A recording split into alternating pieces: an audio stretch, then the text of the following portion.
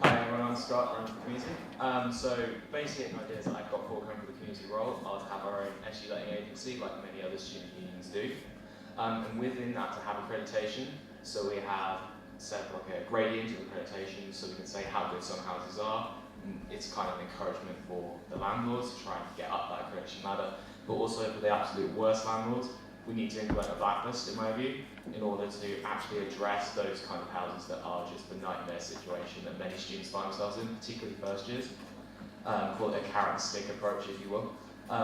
Bring that resource to SB primarily as well, because I don't want it just to be UP and Jubilee orientated, I don't want it to go to all of the other campuses. Street lighting has been a massive success with Station Road. It's also needs to be replicated potentially at the other campuses. Derby Road, for example, around UP and Jubilee, is often cited by a lot of women as an issue, so that's something there. Sure. And the SUs are coming together to try and get a student rate for transport, and I want to try and make that so SB can get access to the trams with the 901, and so they can make it affordable and that. Thank you. Okay. Thank you. I'm Seb Bench. I've got a couple of main manifesto points, many of which would have to be adjusted accordingly from the main manifesto to be applicable to Sutton Bonington. For example, a private housing landlord register would of course be under Nottingham Council for Lenton, but I think an advisory landlord scheme deal with homelets would be effective. Campaign to get students to sign up for housing later so they don't rush into bad housing because they fear the good housing will go. It's part of improved mental health. To ensure that as part of week one, students are aware of all the mental health support services available to them, and again for employment to ensure that students, the incentives for local businesses where applicable and where there isn't a clear kind of career structure progression, for example, vets here or in University Park for medicine, incentives for local businesses to provide internships and work experience to students. Hello, I'm Sam Peake, thanks very much for having me. So if you've had the opportunity to read my manifesto, you'll see that it's all about fairness, fairness in housing. I don't want to go too much into detail about specific policies, but just in terms of saying that mechanism where students can post and share reviews, we absolutely want that to apply to Sutton Bonington. Transport, obviously a big issue here. We had our own experiences of this just a while ago, so yeah, making sure that runs more reliably, that the buses turn up when they say they're going to turn up, and also lobbying the university to increase that provision as well. I don't want to take more than 5 minutes, so I'll hand the microphone back to the chair. Thank you very much. Okay, who's got the first question? No? Okay. We've got one for you, Ryan.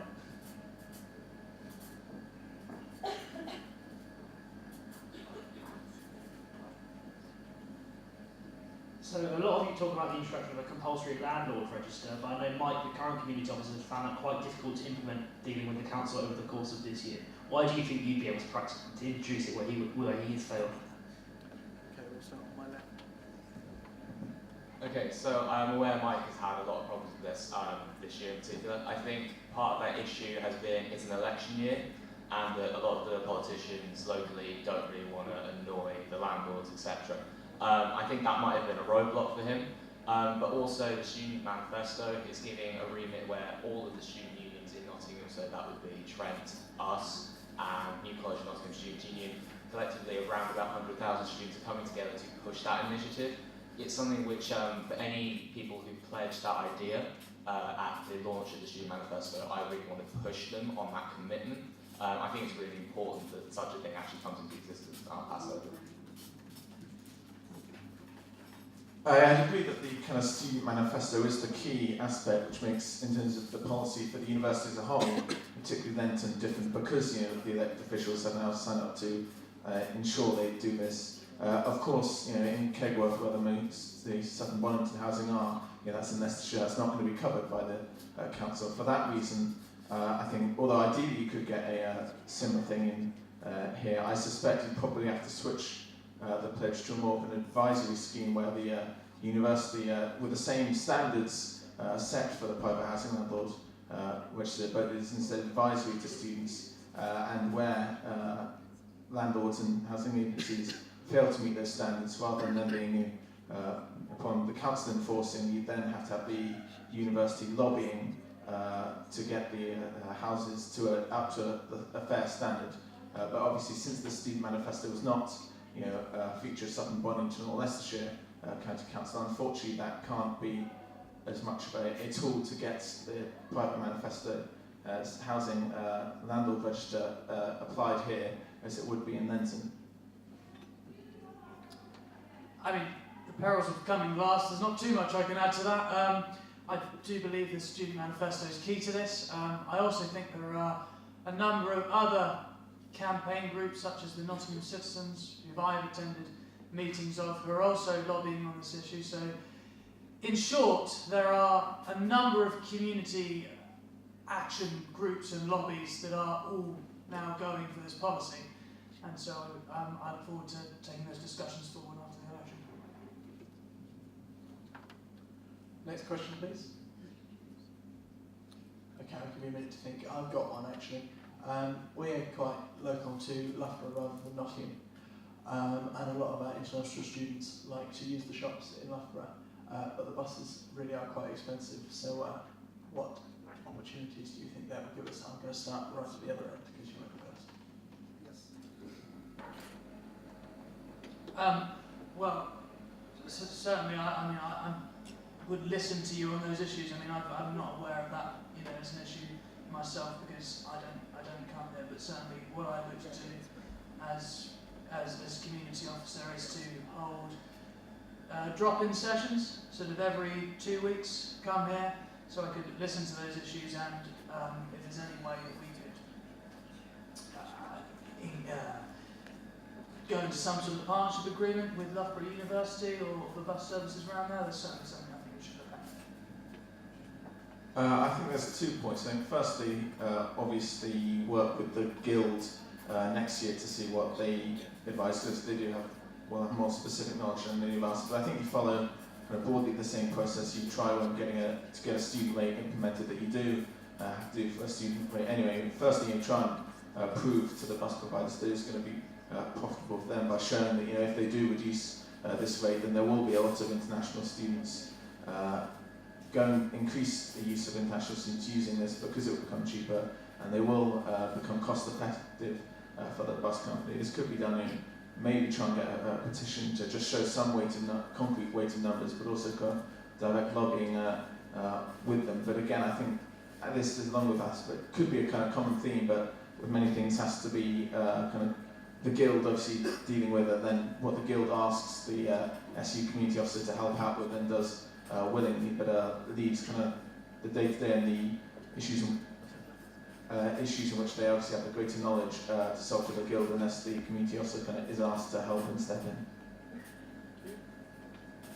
Okay, so this is an issue that is not in my manifesto, but I have been made aware of it since. The bus you're referring to is the Skylink bus, which costs around about £5, I believe it is, to make the trip to Loughborough. Quite frankly, £5 is utterly ridiculous, considering the distance between Loughborough and here is shorter than to Nottingham. So I think that situation on cost is absolute, it's just ridiculous. That is a service which is also unreliable from what I've been told. So reliability of that service needs to be improved, price needs to be dealt with, and that should help get students to get to Loughborough. And also Loughborough is closer, it is a much easier place to go shopping than Nottingham, and I think that is the key part that needs to be emphasised. Some people try and emphasise that we should try and get SB students over to Nottingham. Well, actually we should make services more relevant to SB students and allow them to go where they want, not necessarily drag them to Nottingham. Okay, thank you. Next question. I don't know if you know, but the community officer sat on the steering group for this building that we're currently standing in. And yeah, it's a great new facility. But last year I was chair of the guild, and there were a few problems. We're busy planning this building, and it was very hard to feed things into all these different committees and everything. And we'd sit on some meetings, and the community officer would sit on others. Now, it's unlikely that there's going to be another development here in the near future of the same scale, but I'm wondering your thoughts of who do you think should make some decisions and who should make others when there's a bit of an overlap between an association and the union? I think there should probably be primacy to the guild, for the guild chair, because I think obviously they'll know more. I think obviously it's totally within their remit, and whereas any community officer will obviously have various things in different university campuses on their plate, whereas obviously we're not going to have a development this size, but a significant development would obviously be a very large part of the guild's kind of remit and workload. So I think similar to what I was saying, the guild deals with a problem until they want and request from the community officer's help. I think if they need the community officer's help, if they think it's right, the community officer should kind of sit on a committee. But I think everything does have to feed through the guild first, because as I said, they are going to know more than any of us about that issue, and they're going to be far more day-to-day kind of sense of the progress and what needs to be done. I agree. I think it is generally speaking the case that decisions are best taken on a local level, because you as a guild will have the knowledge of the specifics of those issues and will be talking to students about those issues on a more personal basis than I'd be able to. That being said, I do think it's the job of the community officer to be a proactive help on these matters, because sometimes I would never want for you to feel like you had to ask. I'd always want to be offering that support to you. So yeah, proactive help with decisions taken at local level being preeminent would be my way of responding to that question. A lot of what's been said is the position I would take. I think decisions should be made locally here, although I think the community officer should always be there on standby and should give their opinion when they're asked for it. I think it's definitely the role of the guild to make decisions for themselves. I don't think it's the place for the students' union to impose their own positions upon SB. Very interesting answers. Have we got another? I have a feeling we've got a question via proxy. Somewhere behind Jeff. I've got a question from Adil Khan, who was very important in the Station Road campaign. So he said, in addition to continuing with the Save the Station Road campaign, what area would you like to focus your time on for SB? Well, mine would be within the remit of, obviously there's other areas like Station Road that appear. I would like to help make those better. But my personal aim would be to try and get SB connected to the nearest tram stop to Nottingham and get that price of transport down to a good student rate, which is what will happen, hopefully, with the lobbying of the 3 student unions in Nottingham. So I think that's very important, and it will allow easy access transport rather than go all the way over to UP to then either catch, ironically, the tram from there to the city or the 34.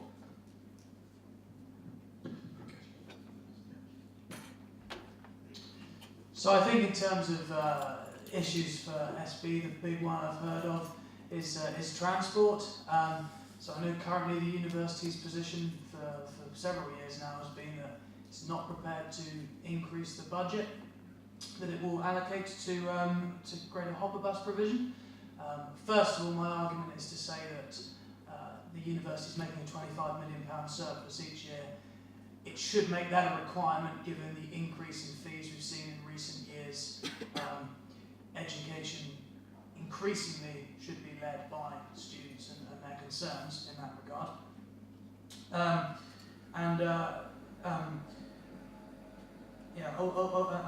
Also is to say, sorry, I think I forgot what I was going to say. I think my main point for Southampton is general to the one I've got. My main point in the manifesto as a whole, which is housing. As I explained earlier, how I kind of changed my general housing manifesto point for landlords to make it applicable to Southampton. But I think that's the main point. The problems with housing that do exist in London do also exist to an extent, although slightly differently, as I said, in Kegworth. And I think one of the main things of the manifesto is making sure there's a good quality housing for all students in Nottingham, and therefore I think that is a problem that certainly exists in Kegworth as it does in Linton. So I think that would be my main focus. Okay, on the subject of transport, I've got a question here. There are often comments made from both Sutton Bonington, Derby, and a lot of the other courses, arts based at University Park. With the budget constraints that you've mentioned, what will you do to juggle the needs of each different grouping?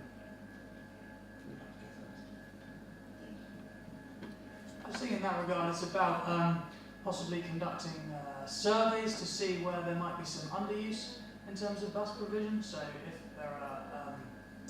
if there are routes which are less used and are not used to capacity, then possibly rather than increasing the funds if the university remain sort of blackly opposed to that, we can look at ways which we can redistribute based on the research we've carried out with students.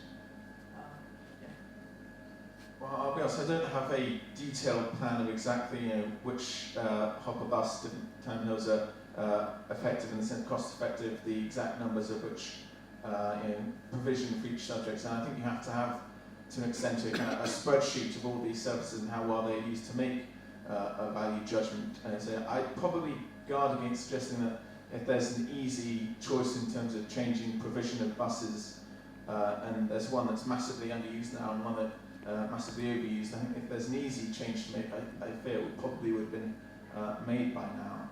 But I think there's perhaps scope to actually, again, with the guild, looking over the entirety of the different hopper bus timetables and their use to maybe make some improvements. But I would guard against, unless there is more money to be made, so to be given to hopper buses, I fear there probably isn't an easy way to drastically improve the provision of hopper buses.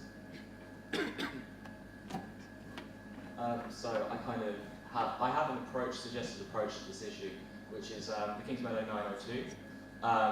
It's in my manifesto, it's a stated position I've made. That bus, in my opinion, over-caters to that campus, considering most of the time you can see it at UP, it's empty. And the 904, as an example for Derby, only gets 5 buses in a day, and I do not think that is remotely fair, considering how far that campus is away and how much those students who, it's a sizable population at Derby, need that service. So my suggestion would be is to reduce Kings Meadow services or find some kind of alternative to those services to then redistribute resources, providing we can't get any more money, of course, to the 904. Okay, thank you very much. Any more questions from the floor? One for URN first, if you don't mind, Jess.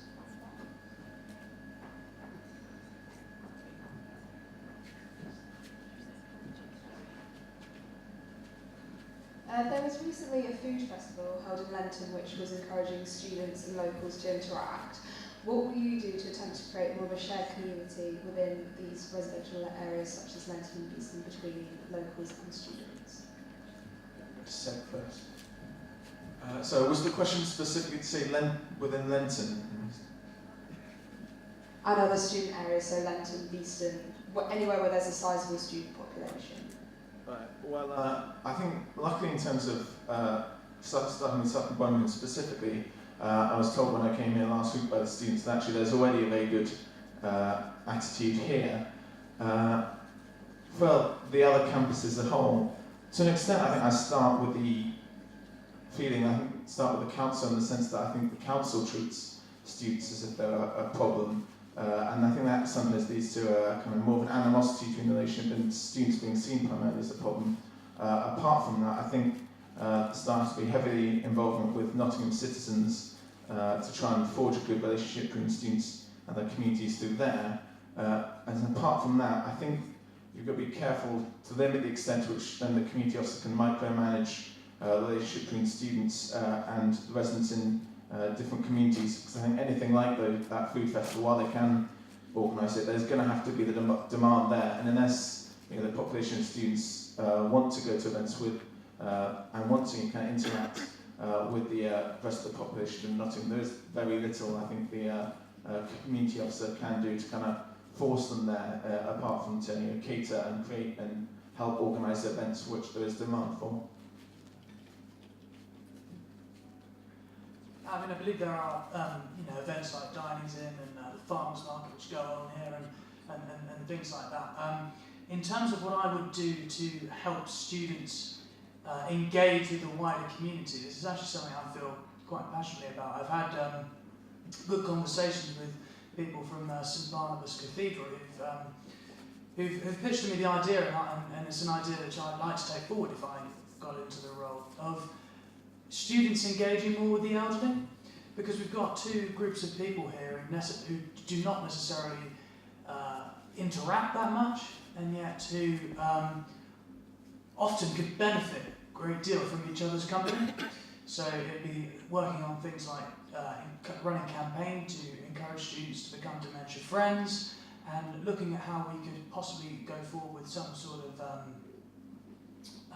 mentoring scheme to do with students and the elderly, because we feel that would be a real mutual benefit. And in terms of the food festival, I was there and it was delicious. Thank you.